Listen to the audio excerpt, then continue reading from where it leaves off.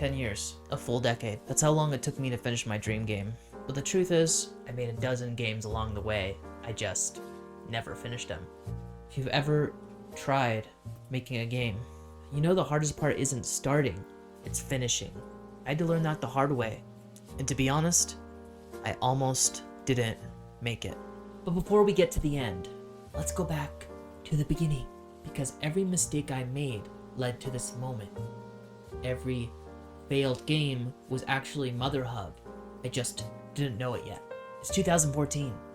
I'm just a kid messing around with Unity Development Kit, which is what it was called at the time. This was, I think, the very first version they had available publicly. It was actually a big deal. And back then, there was no asset store, easy shortcuts or tutorials on YouTube. If you wanted to make a game, you had to learn on your own. And with Unreal Development Kit, it really felt like, at the time, you needed a team to do it. Even though I'd done about a month of work on Unreal, I realized it just wasn't realistic for me. There was a lot of cool tools, and honestly, the stuff that Unreal Engine did at the time was cutting edge. Nevertheless, that's when I found Unity, and it just clicked. My friend and I started working on a survival horror game called The Forest. No, not that The Forest. In fact, this was a little bit before that game had ever become what it is today, which is an incredible game. It's one of my favorite games of all time. And I went through various versions of Mother Hub at the time, which I ended up scrapping because at this time I was learning so fast. What I was creating wasn't keeping up with, once I was done with the next level of the game, I was already way better than previous levels. So in hindsight, I should have just been learning and not trying to create the full game, my dream game. This is something that's very popular for beginners. At this point, I thought I was making my very first real game. Spoiler alert, I wasn't, but I didn't know that yet. 2016 rolls around, and guess what? We actually release a demo. Undone Project Nightmare, it was called at the time. Something crazy happens. Big YouTubers like John Wolf and CJU Games play it, as well as UPKA Mr. Falcon. In fact, a ton of people played it, and if you search it on Google or YouTube, you'll see what I mean. And it did really well. It got good reviews. And I'm wondering, how did people review it if it was a demo? Did that really happen? Or could you review demos back then? Anyways, I thought to myself, this is what it's like making games. It was always going to be like this. It was always going to be this surge of attention. Not knowing that 2016 was kind of a golden age for indie games. And any piece of garbage, and no disrespect to myself at the time, but what I put out was kind of janky. It was kind of very janky. And people didn't judge it too harshly because that was the standard of quality for horror games at the time. Nevertheless, for the first time, I felt like I was on the verge of something huge. But here's the problem. It wasn't the game I wanted to make. I wasn't happy with how the story was told. And my partner at the time was my idea guy and playtester, but the bulk of the work fell on me, and I realized I wanted full creative control and full credit for everything I was doing. The hours of programming and assets and just correcting pages of issues. So I went out on my own. Now it's 2018, and I did something crazy. I went solo. Just me, my ideas, and a ton of unfinished projects ahead of me. Hooray. I was still searching for my dream game, but I just wasn't there yet. And I thought, although I lost Undone, which really was a Project Nightmare, I had gained the basis of a story, a strong story, and a universe that I loved, as well as honestly just learning the basics of Unity. It takes a while. When you're on your own, a solo developer, and you have to do everything. Undone Project Nightmare was the demo for what the full game was supposed to be. For some reason, I changed the name to Construct Embers of Life as I broke out on my own. I learned the struggles of not having anyone for feedback. And to no surprise, this is a reoccurring theme in younger me, and a challenge I still face to this day. I did not finish Construct Embers of Life. I lost interest, and I released it free, unoptimized, unfinished, and said, you know what, I worked on this for a year. It was 2018, I believe, at the time. And I said, well, I want people to at least experience some of the cool things I made because I did learn some things in this project. Well, as it turns out, even in its unfinished state, Gab Smulders picked it up and she loved it. And that felt incredible. She even said, hey, you know, if you ever finish the story, let me know. Well, Gab, I finished the story and this is me letting you know. And I've tried to reach you, but let's face it, you've exploded since 2018.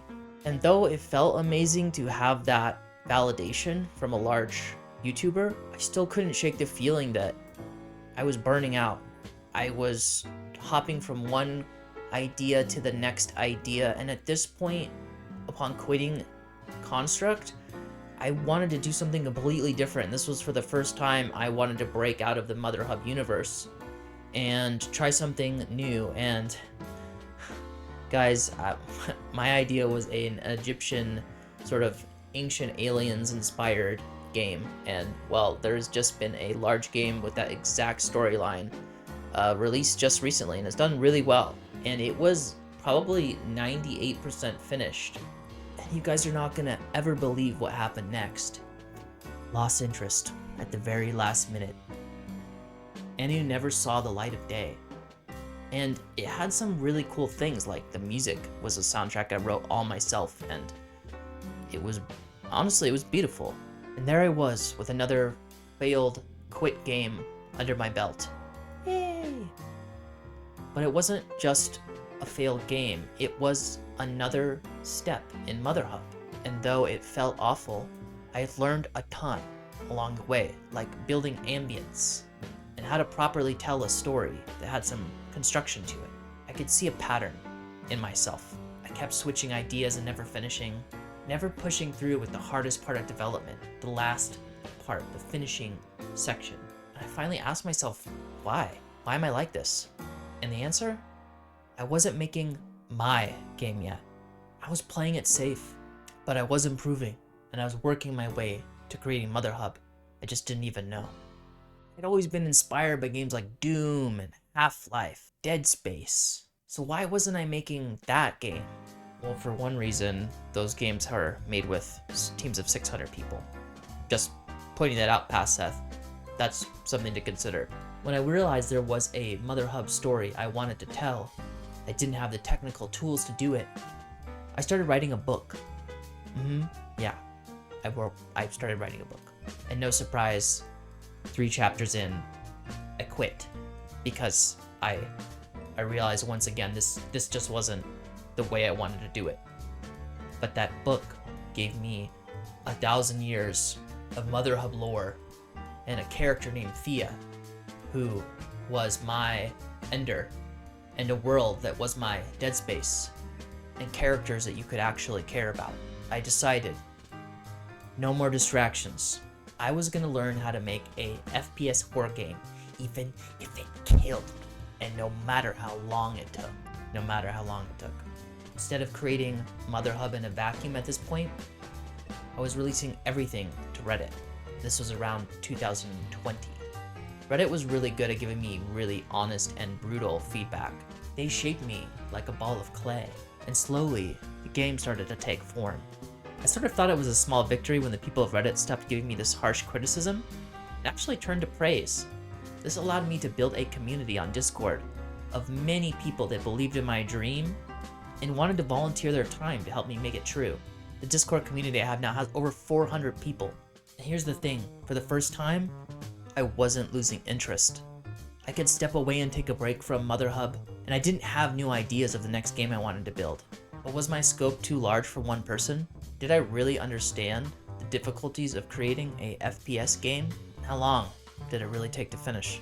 Well, the answer is it took so long, especially including all of my failed games that were supposed to be Mother Hub, that in 2024, I decided, well, I still have years of work left on Mother Hub, and I need to release a game to prove to myself that I can do it. And I did. I released a short horror game in 20 days called Habilis. It sold 300 copies. That's not bad, but it proved something. I could finish a game, and I didn't quit. It was my plan to return to Mother Hub after that, but I got sidetracked again, which there's a reoccurring theme. I can see it in my life. It's obvious. I started making a game that was inspired by Among Us and Dead by Daylight. It was going to be a multiplayer, party game with all these like fun things you could do. And even though I didn't finish that game, I learned more about programming in that month I spent on it than my entire 9 years previous. And I realized, why was I spending so much time on this side multiplayer project when Mother Hub was waiting for me? And so I got back to it, and I finished Mother Hub. It's now 2025 star date. Mother Hub has 40 voice actors, over 100 beta testers, and over 14,000 wish lists. It launches April 2023, and I couldn't have done it with all the people that were here to support me. If you want to see how this all comes together, get ready for the official launch trailer of Mother Hub coming out April 2023, and click that link down below to wishlist Mother Hub and support my dream of indie dev. Until next time, I'm Seth of Odale Studios, signing off.